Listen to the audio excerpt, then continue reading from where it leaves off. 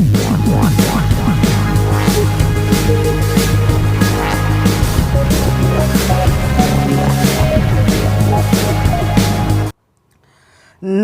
लाडक्या बहिणींनो, स्वागत आहे तुमचं आपल्या लाडक्या क्रिएटिव्ह मराठी या चॅनलमध्ये। तर पहा, लाडक्या बहिणींसाठी गुड न्यूज समोर आलेले आहे।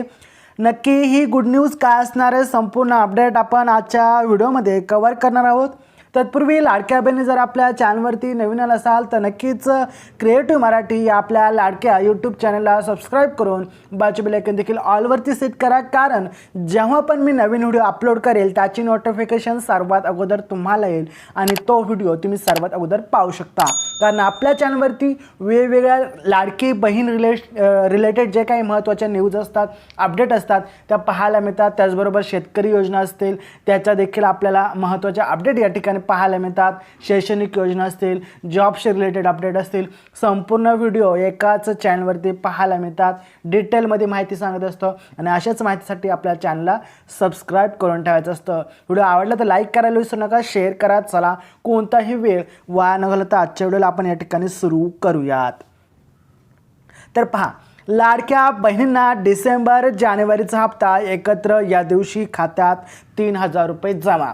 पाहूयात आपण आता सविस्तर बातमी। तत्पूर्वी व्हिडिओला लाईक करायला विसरू नका, तुम्ही लाईक करायला विसरता आणि चॅनलला सबस्क्राईब करून घ्या। तर पहा, लाडक्या बहिणींनो, डिसेंबर जानेवारीचा हप्ता 3000 रुपये कधी जमा होणार असा महत्त्वाचा प्रश्न आपल्याला आजकाल सोशल मीडियावरती पाहायला मिळत आहे। त्याचबरोबर लाडक्या बहिणी देखील आता याच्यात चर्चा करताना आपल्याला पाहायला मिळत आहे।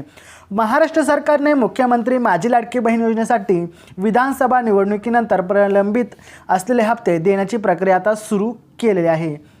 अंदाजित तारीख देखील आपण या ठिकाणी पाहूयात। राज्य सरकारच्या ताज्या अपडेटनुसार डिसेंबर आणि जानेवारी महिन्याचे हप्ते आता एकत्रित म्हणजेच 3000 रुपये 15 ते 25 जानेवारी 2026 दरम्यान महिलांच्या बँक खात्यामध्ये जमा करण्याची दाट शक्यता वर्तवण्यात आलेली आहे। अंदाजित तारीख आपण या ठिकाणी पाहिली आहे, 3000 रुपये एकत्र जमा होण्याची दाट शक्यता या ठिकाणी वर्तवण्यात आलेली आहे। अंदाजित तारीख ही 15 जानेवारी ते 25 जानेवारी ही दर्शवलेली आहे। त्यानंतर बॅकलॉग हप्ते म्हणजे राहिलेले हप्ते या ठिकाणी आपण पाहूयात। ज्या महिलांना नोव्हेंबरचा हप्ता मिळाला नव्हता त्यांना थकबाकीसह अधिक रक्कम देखील मिळू शकते। ओके, पहा पुढे। आता सर्वात महत्त्वाचा जे लाभार्थींचा प्रश्न आहे म्हणजे लाडक्या बहिणींचा प्रश्न आहे, लाभार्थी यादीमध्ये नाव कसं चेक करायचं। तर पहा, तुमचे नाव अप्रूव्ह यादीत आहे की नाही हे पाहण्यासाठी आपण काही महत्त्वाची पद्धत पाहणार आहोत।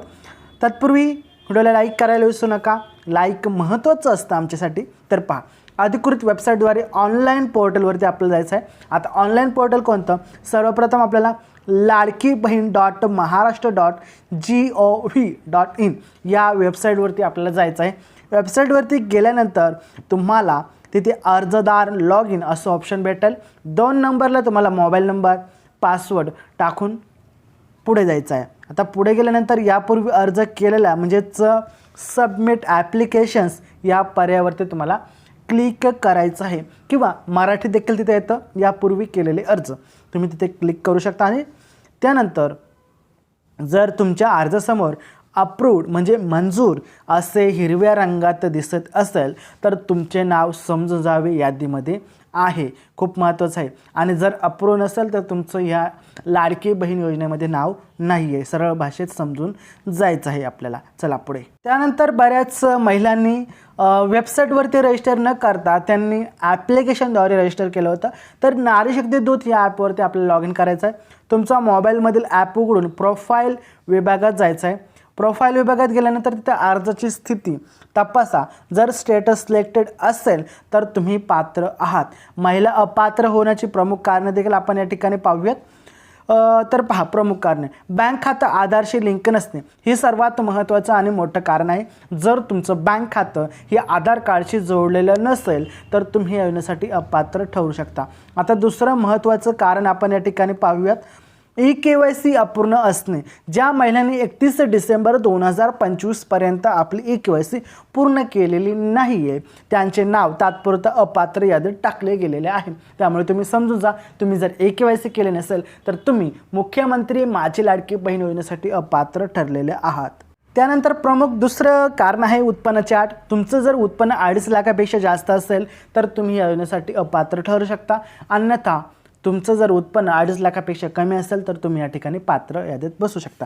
सरकारी नोकर, पेन्शन जे काय असेल, इन्कम टॅक्स भरत असाल, आयकर भरत असाल तर तुम्ही या योजनेसाठी अपात्र असू शकता. दुहेरी लाभ. महिला आधीच दर महिन्याला 1500 रुपयाचा जो लाभ घेते आणि दुसरं देखील पेन्शन योजना घेतली असल्यास तुम्ही या योजनेसाठी अपात्र ठरू शकता. आता आवश्यक कागदपत्र याची काही गरज नाही आहे, तरी पण मी तुम्हाला सांगू शकतो की आवश्यक कागदपत्र कोणते आहेत. तर आधार कार्ड, रेशन कार्ड, रहिवासी दाखला आणि रहिवासी दाखल्यामध्ये तुम्ही रेशन कार्ड वगैरे जोडू शकता, हे पण चालतं. त्यानंतर 15 वर्ष मतदान कार्ड देखील तुम्ही जोडू शकता. याच्या व्यतिरिक्त तुमचे काही प्रॉब्लेम असतील, अडचण असेल, आम्हाला विचारायला विसरू नका. कॉमेंटमध्ये सांगा, आम्ही तुमच्या प्रश्नाचे उत्तर देण्यास सज्ज आहोत. काळजी घ्या. जय हिंद, जय महाराष्ट्र, वंदे मातरम.